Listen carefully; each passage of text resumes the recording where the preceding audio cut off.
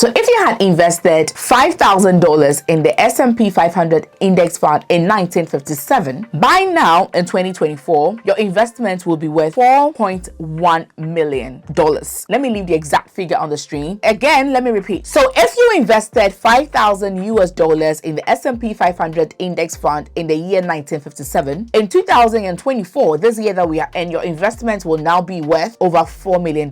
In fact, it's over $4.1 million. I'm going to leave the exact figure on the screen. And this is if you were not making any more monthly contributions. You just left the $5,000 in the S&P 500 index fund. You just left it there. But instead of taking your dividends, let's say every 3 months, you kept reinvesting and then it kept accumulating. You were not taking your investments back. However, you were not making any monthly extra payments either. So just $5,000 without taking your dividends. And this is how much it will be worth today. Do you understand why I invest in the S&P 500? Do you understand? Do you understand? This is why. So lots of people have been asking, and now you say you're investing in S&P 500. Tell us so far how much have you made and all of that. I'm going to do something I've never done before. I'm actually going to show you my screen, my portfolio, how much I have invested so far and how much I have made. Don't expect any crazy figure because I'm a broke girl. You all know. I'm just saying, come on, you can earn $1,009 a month. I mean, don't expect too much. All right. So if you're interested, stay tuned. Stop that. So hi guys, welcome once again to my channel. For whatever reason, clearly, like I said, I am not a financial advisor. I am only a nurse. But I have over the years come to learn something. So personally, I do learn from my videos a lot. Any video that I do, and I love my interviews. So whenever I invite somebody on my channel, whatever information the person is sharing, I really deep it. Like I really take it personally. So over 2 years ago, I invited this gentleman on my channel, God bless him, and he said something that I had never heard before at the time. And to me, I think it has changed my life. So I'll leave a short clip of the interview here. But there are what is known as funds. Because stocks are volatile, and what that means is that if you go and buy Tesla stocks, today Elon Musk will tweet something, and before you realize, the news will come, oh, you know, the stocks are falling by whatever, and then your heart will do boom. And there's what is known as funds. So funds essentially is a collection of stocks. You know, it contains so many stocks. But sometimes you don't know even which stocks do you invest in. Do you invest in Amazon or Microsoft or Google? Oh, then you hear Tesla is good. All these things confuse you. But there are some funds which contains, you know, it's a fund. So essentially it's a collection of stocks. It has a bit of Amazon, a bit of Tesla, a bit of Microsoft, a bit of Google. So that if Tesla is doing well, you get the benefit. And if Amazon is not doing well, it affects you, but it doesn't affect you as much as investing there alone. So essentially, it's a way of cushioning yourself. And those are the kind of investments I really do. And I mean, one popular one is known as S&P 500, which is the top 500 companies in America. So it's a fund that contains all of these companies. So if you put in £10 or £20, a bit of it is invested in Tesla, a bit of it in Google, a bit of it in here, a bit of it in an oil company, a bit of it in Versace, a bit of it in Gucci. So in the end, some will do well, some will not do well. But in the last 50 years or so, it's been making about 8% interest rate, you know, over the time. So sometimes it will go up, sometimes it will drop. But over a 5-year period, 10-year period, you are sure that it is rising and falling, but it's rising overall. And the video has done really well on YouTube. It was about, you know, how to make wealth as an immigrant, you know, living in a foreign country, blah, blah, blah. And he did mention about the S&P 500, right? So after that, just like I'm expecting you to do, I did my own research. And then let me say there were 2 main stories that caught my eye when I was doing my research. And then recently there's been an additional one. So I'm going to give you 3 main stories. And during my research, it was these stories that even made me want to do it the more. Now my husband is investing in the S&P 500. I have told my parents about it. I don't know if they have, but I'm hoping they have. But the thing is, the earlier you start in your life, the better. What are the 2 main stories that confirms that I really needed to do this? So for those of you who are hearing the S&P 500 for the very first time, it's an index fund with over 500 companies, or let's say 500 companies. And these companies are the top 500 companies in the US. So if you're investing in Apple, let's say you're investing in just Apple. If you're investing in Tesla, you're investing in only Tesla. If Tesla should collapse as a company, you've lost all your investments. If you're investing in, let's say, airlines, and let's say there is pandemic lasting 10 years and nobody's supposed to travel, God forbid, you've lost your money because now nobody's traveling. How are the airlines going to make money for you to make your returns, right? But with the S&P 500, you are investing in the top 500 companies in the US, and they don't want you to do the work of looking for the companies that are doing well. This whole S&P Global Index, they have done the ranking and they are the top index fund in the US. I mean, and they consist of the top 500 companies in the US. Talk about Google, talk about Apple, talk about Tesla, talk about Amazon, talk about Walmart, talk about Pfizer, talk about all the top 500 companies in the US. So if you're investing money money in the S&P 500, a bit of your money is invested in all these 500 companies. And this is diversified sort of like investments, because they have technology companies over there, they have food companies over there, they have transport companies over there. I mean, Coca-Cola is in there, Tesla is in there. There are so many. It's diverse. So it's not like you're investing in only one sector. And that's why I love this. And in my research, one of the main things that made me go ahead is the story of this janitor. So when we say a janitor is like a cleaner. So there was this janitor. He was popular. I mean, he became popular after his death. Everybody expects that as a janitor, you don't really have a lot of money. Let's say you're being paid maybe minimum wage. So there was this janitor who died a millionaire. I don't want this video to be so long and boring. I'm just going to leave his name and his picture. So go online and read about him. So this janitor was called Ronald Read. Even Wikipedia has a page for him. So he was a janitor. He was a cleaner. He was not making much anyways. So he died at the age of 92, and he died sometime in 2014. He was 92 years old when he died, and he shocked everybody. So at the time of his death, he actually had over $8 million. And I can tell you that for a fact that there are lawyers and judges and doctors and surgeons who died around that time after working so many years in these professions and did not even have $1 million at the time of their death. But this janitor had over $8 million at the time of his death. Obviously he passed away and he left for his family. And this was really shocking, you know. And how was he able to make this money? It was through investment. So at the time, this man, I don't know, he was investing in Wells Fargo. And this is a newspaper that was released with his story. This is a true story, guys. He had investments in Wells Fargo. At the time, it was worth over $500,000. Procter and Gamble, Colgate and Palmolive. He had investments there. He had invested in American Express, invested in McCormick, so many. He had diversified and he was investing in all these companies. And this was his net worth at the time of his death that he left for his family. This is amazing. So I did a bit of a calculation, right? So let's say I'm a little over 30 years, right? And I decide that in the next 40 years, I'm going to go on retirement, or let's say in the next 30 years, I'm going to go on retirement when I'm 60 years old. So let's say approximately I still have 30 years left. All things being equal, let's look at this case study. All things being equal, if I'm able to put aside £1,000 in my bank account every single month for the next 30 years as a nurse, which is even unrealistic. Not everybody can save £1,000. How can I even save £1,000 when I'm earning 1,009 and my household bills are over 2,000? So let's do a bit of a calculation here. So 1,000 times 12. So in a year, I'm going to make 12,000. So 12,000 times 30 years, I'm going to make 12,000 times 30. So I would have saved £360,000. And these banks, trust me, you're not going to add even 40,000 to it. You're not going to make that much interest on this amount of money. £360,000. So let's say I save £1,000 every month from my paycheck and for the next 30 years until I retire. This is how much I will have, right? So the first story that moved me was this janitor story. And then the second thing that really moved me was Warren Buffett. So for those of you who don't know Warren Buffett, I'll leave a picture of him on the screen and then you can read about him on Google as well. But right now, if I should Google Warren Buffett, this is what Google says about him. So he is a businessman, he's an investor, and he's a philanthropist. He's actually a billionaire, not a millionaire, a billionaire. And so that means this person makes quite good decisions with money. I mean, for you to be a billionaire in dollars, that means you make quite good decisions with money. And he's quite old. So in an interview, he was being asked about what he's doing with his money, like, you know, when he dies, right? And then what this man said will shock you. Warren Buffett said that should he die, let me read exactly what it says. It says in the interview, he said that the Berkshire shares would go to philanthropy. I think he owns shares in Berkshire, right? Part of the cash would go directly to his wife and part to a trustee. He told the trustee to put 10% of the cash in a short-term government bonds and 90% in a low-cost S&P 500 index fund. So he is leaving sort of like 90% of his cash in S&P 500. And when the interviewer asked why, he said that I laid out what I thought the average person who is not an expert on stocks should do. And my widow will not be an expert on stocks. I want to be sure she gets a decent result.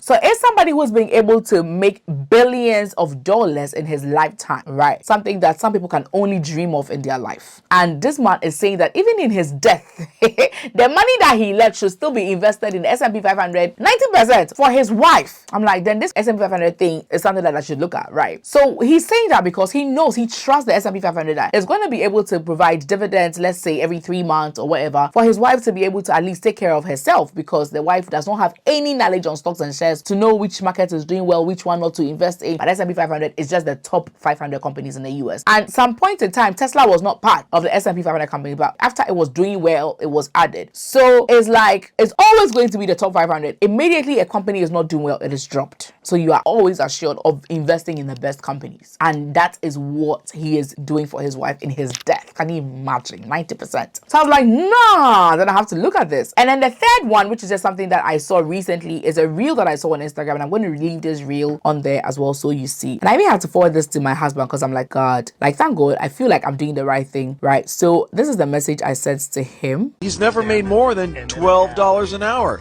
Never earned more than $20,000 a year. How you doing? So how could he know something about corporate profits? I had to pry. So Earl, what's your net worth? $500,000. $500,000? Yeah, From working here? working here. That's amazing. Over $500,000 net worth on a parking lot wage. How did he do it? Stop working so hard and let the money work for you. As the years rolled by, Earl kept saving what seemed like meaningless amounts. He started investing $25 each month into a mutual fund and did that consistently for 15 years. By the late 70s, his net worth was $25,000. He bought stock in blue chips like IBM and Coca-Cola that paid dividends, and Instead of taking the dividends and parking it, let it set or let it reinvest itself, and it increased my shares.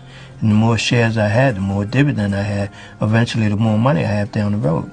he believed in the power of compound interest and stocks for the long haul. Today, Earl's stock portfolio alone is worth more than $500,000. And yes, his house is paid for. And no, he doesn't carry any credit card debt. So it was about a man who has not really been earning much. He had a very low paying job. He's never earned more than $12 an hour in the US. At present, he's already paid for his house, and then he's worth over $500,000. And how did he make this money from just earning $12 an hour? It's all from investing in stocks and shares. And so that is why I'm like, nah, investing in stocks and shares is the way to go. Even if you save the money, you are not likely to make that much profit or interest from it, from the banks, unless you're using it to invest in. One of the safest places to invest is the S&P 500. Personally, I also think investing in property as well is very solid and good if you can, get a house and, rent it out as well. I think those two ways are my best ways, honestly. S&P 500 and property, personally. So if I forgot to mention, S&P 500 has been there for over decades. When I check Google, it mentions something like 1923. So the index itself, as we know, was introduced in 1957, but the whole S&P 500 dates back to 1923. So 1957, so that means it's been around for over 67 years, much older than most of you watching me and even some of your parents as well. Yeah, so that's how long it's been there. Now let's go into my S&P 500 account. So to invest in your S&P 500, if you want step-by-step guide, I have done a video about it. I will leave the link here so that you can see it for yourself, and then you can watch the step-by-step guide, beginner friendly, on how you can invest in the S&P 500 yourself, step-by-step guide, like step-by-step. So I'm going to log into my brokerage account, which is Vanguard. Okay, so this is my Vanguard page. So over here you can see that my ISA value is 4,852.43 pounds. This is the only time I'll share my investments and how much I've made on the public channel. So if you're interested in knowing things that I am investing in, how much I am going and progressing, let's say every year or every quarter of the year, become a channel member. Leave a link to become a channel member, how much I'm earning from YouTube, what other things I'm doing to make money. Not everything can be shared, but if you want to know the into those, just become a channel member. So the reason why it's saying ISA value is because I am using an ISA stocks and shares, right? So in the UK, if you're resident in the UK, you benefit from 20,000 every tax year that you can invest, which will not be taxed. So that is what I am using. So it's saying that my ISA allowance is, at the moment, I have 18,700 remaining for my 2024-2025 ISA allowance. So I still have 18,700 pounds that I can invest, which will not be taxed. So basically that's what it says here. And because I'm using my ISA for the investment, that's how come. So now I'll make the most of it, especially for people that will be taking dividends offing or taking your returns and not reinvesting. You don't want every return that you are taking to be taxed. So always make sure you're using the ISA. In fact, just watch my video, my step-by-step guide, so you don't make any mistake. So now let's look at this. I have about £45 still in my wallet that I can invest. And as it says here, it says my investment, my largest holding is the S&P 500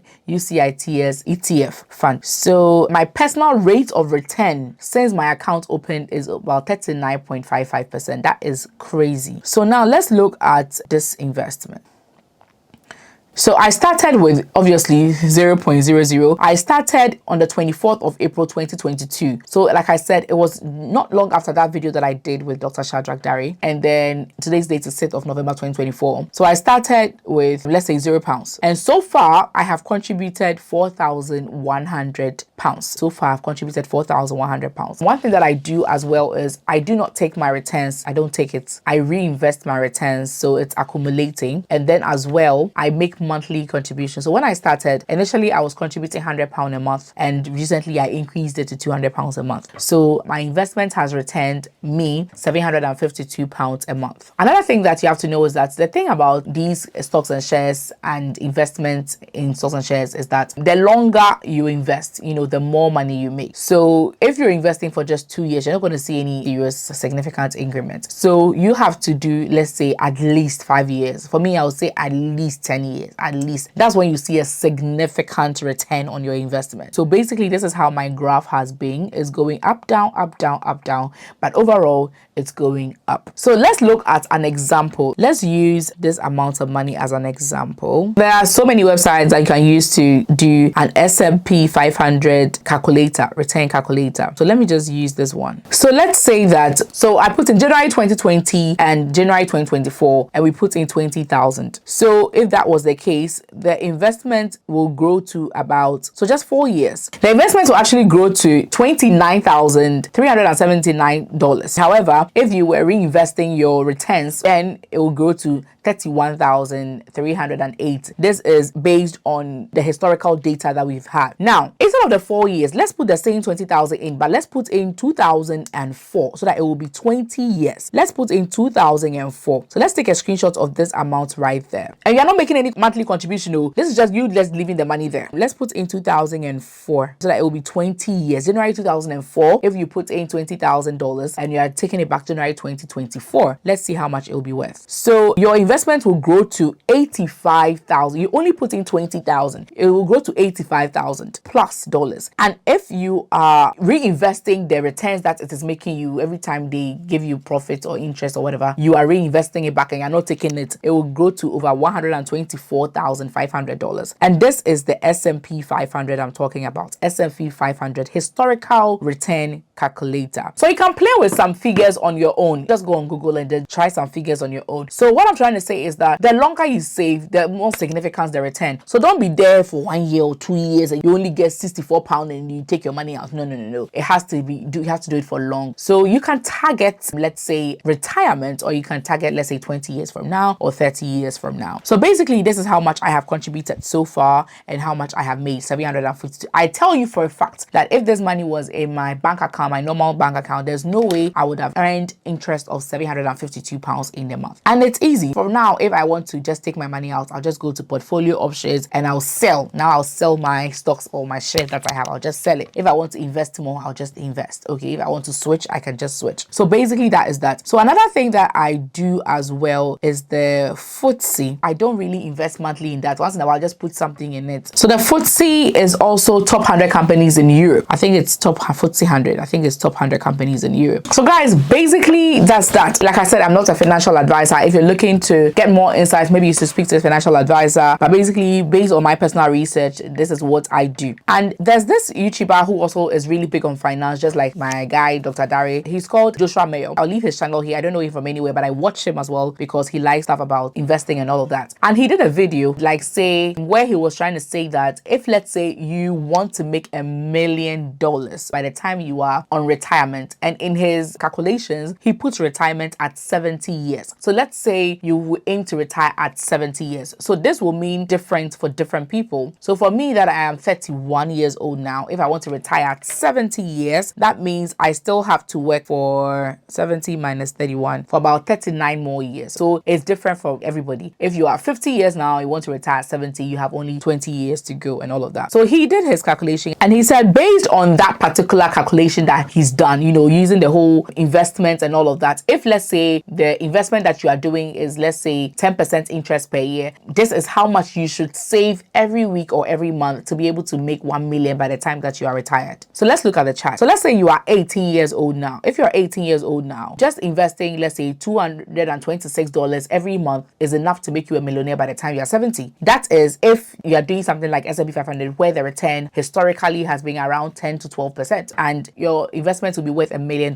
So let's look at somebody who is 30 years. So somebody who's 30 years like me, if I want my investment to be around $1 million by the time I'm 70, I should be putting in around $552 every single month in my investment fund. And by the time I'm 70, I would have made over $1 million. So let's look at somebody who is, let's say, 53 years. For somebody who's 53 years, to be able to retire at 70 as a millionaire, you should be putting in your investment fund about $4,424 every single month. So that's what I'm saying, that the earlier you start, the longer it will take for your money to work for you. So the whole compound interest thing will be in your favor. So by that time that you are there, you not have to work much. But if you're only discovering this now, it's still not too late. Maybe your goal is just $500,000. I mean, so you can reduce this by half, or maybe yours is just $250,000. That's your aim by the time you are old. This is how much you should be investing to be able to make that by 70 years old, based on an index fund like the S&P 500. So guys, I hope this has been of value to you. If you want to know how my portfolio is doing, which other ones I will add later, just join my membership. Thank you so much guys for watching, and I hope that you lot are able to think about these and do your bit more research and do an investment, because guys, I tell you that even if you save £1,000 every single month from your paycheck for the next 30 years, the maximum you're going to get is around $360,000. It will not get you anywhere close to the amount of money you'd have made from the S&P 500 investment fund or any index fund or any stocks and shares